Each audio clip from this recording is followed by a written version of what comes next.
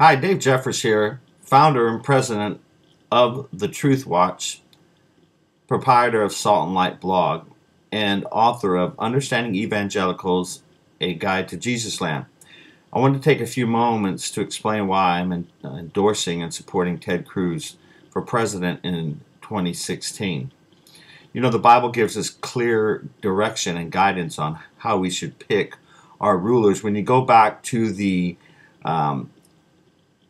Exodus in the Old Testament, and when Moses was holding court, to lack of a better term, his father-in-law Jethro saw that he was working from day to night and early morning to late night, and his father-in-law said, the thing that you do is not good. And so Jethro gave him guidance on how to select some people that help him to do some of the judging. And he said in verse 21 of Exodus 18, "Moreover, you shall select from all the people able men, such as fear God, men of truth, hating covetousness, and place such over them to be rulers of thousands, rulers of hundreds, rulers of fifties, and rulers of 10." Now, does that mean that for me to support somebody, they have to be a born-again Christian? No, I would prefer that I know that they are a follower of Christ.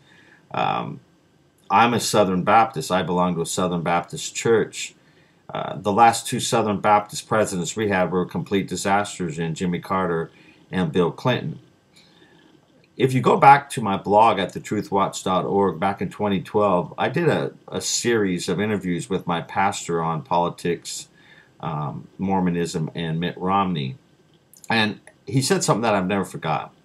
He asked me, do you remember Cornelius in the book of Acts when Peter had the vision and was told to go visit Cornelius? Cornelius was a good man.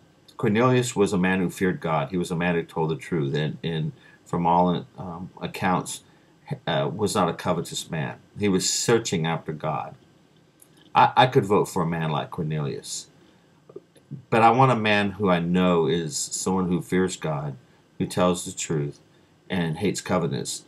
And that issue on covetousness is big, because that's the root of corruption. It's the desire to have what you don't have. And so all these rulers that we have in America who are corrupt, who just destroy everything we know that is right and righteous, are covetous. The person I believe most meets those standards is, and it came down to four people. We have a very strong crop of candidates in the Republican Party. And when I say we, I'm a registered Republican, and I'm a member of the National Federation of Republican Assemblies. And so I work hard to get the best candidate. And I believe Ted Cruz is the best candidate. Now, I know there's going to be some issues that come up, and have already come up, and I've had conversations about whether Ted Cruz is a natural-born citizen or not. Much debate has been had. Much has been written. I have studied extensively on the Ted Cruz natural-born citizenship issue. I did so back when the issue came up about Obama. And as far as I understand the Constitution and the lawmaking powers given to Congress and the checks and balances provided by the separation of powers, the law in 1952, the Immigration Naturalization Act, that was passed by Congress, it was vetoed by President Truman, but it was overridden by Congress. In there, in Section 301, it states that a parent born in America who gives birth to a child outside of America, that child is at birth a citizen of the United States of America. It's a citizen of the United States at birth, which is by definition what a natural-born citizen is. Ted Cruz's mother was born in America, and Ted Cruz was born in Canada. His father was a Cuban immigrant, and most people already know who Raphael is. I am very comfortable in believing that Ted Cruz, and standing on the fact constitutionally that he is a natural-born citizen. Now, there's going to be much debate. If you want to debate about that, don't do it here at my YouTube channel or on my Facebook page where this will be posted. I will post in another day over at my blog, thetruthwatch.org, why I believe Ted Cruz is a natural born citizen. That's where we can have the debate, is over at my blog. You will have to log in, and you'll have to sign up. It doesn't cost you anything to sign up. Just get a login. It's like a normal blog. You log in, get a password, and then you can post your comments. Now, keep them polite. Keep them factual. No profanity, no attacks, no insults. If you do that, that will be deleted and you will be blocked. Don't bother trying to post comments about the debate of natural born citizenship of Ted Cruz at my Facebook page or at my YouTube channel. You'll be wasting your time. They're going to be deleted. The blog post is where we're going to have the commentary if you should desire to do so. I'm doing that because I'm trying to weed out the people who are just going to do the drive-bys. Now, it's not enough to just have someone who I believe biblically meets the standards of as president. The person also should be serious when it comes to running for this office, because this is quite an important endeavor.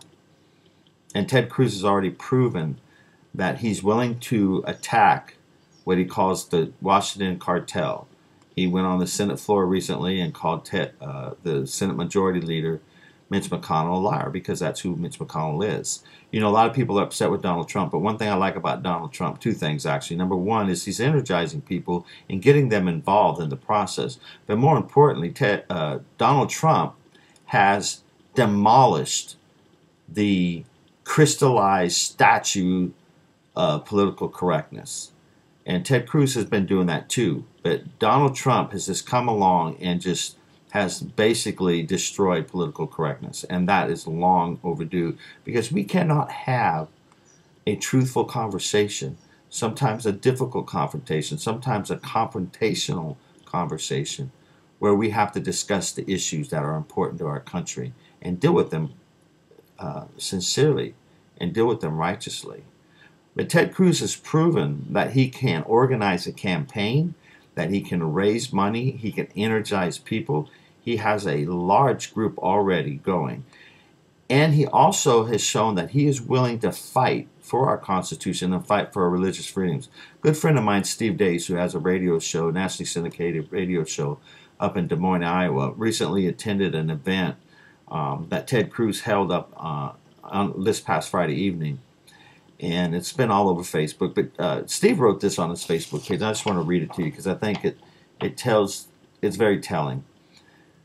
Steve writes, "Tonight I attended the best candidate event I've ever attended in Iowa, and the candidate wasn't even the main event. The Holy Spirit was. We're hearing a lot from candidates these days about the need for revival, but Ted Cruz is the first candidate I've ever seen put on an event trying to ignite one. Tonight's rally for religious liberty was moving, challenging, convicting, and entertaining.